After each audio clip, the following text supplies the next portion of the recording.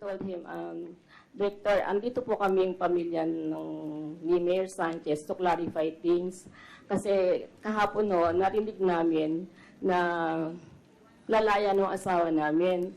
Because somebody texted me na he's about to release.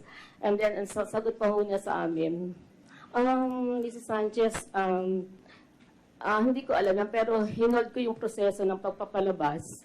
Kasi, may bago akong direktiba sa baba na first in, first out. Ang sabi ko sa kanya, Director, ano yung first in, first out?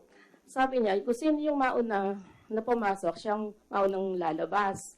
Ang sabi ko naman sa kanya, ay bakit to si Asnan nakalabas na? Ay 1997 ho yun. That was actually what I said to him. Ang sabi ni Director, mabait naman si Director, very accommodating siya nung kinakausap namin. Ang sabi niya sa akin, hindi ko alam yun. Sabi niya gano'n.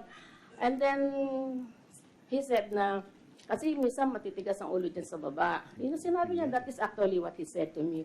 And then sabi ko, paano yun, Director? Kasi, ano na ho nangyari? Ba't ho nagkaganon? Hindi ho na nakalabas ang asawa ko kahapon. Ano sabi niya sa akin?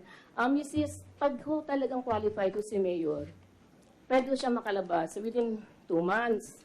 Ang sabi ko, ang tagal naman ho, kasi ho, gusto ko sana makalabas no si Mayor, kasi ho, meron siyang sakit, kasi may chronic kidney failure siya. At the same time, si Mayor ho ay may katarata. Hindi na ho siya nakakabasa, ay baka humabulag pa. Ang sabi naman sabi ni Director, Mrs., pag talagang qualified ho siya, paprosesohan natin yung papers niya at siya makakalabas din. Kasi yan naman ho batas. We're just following.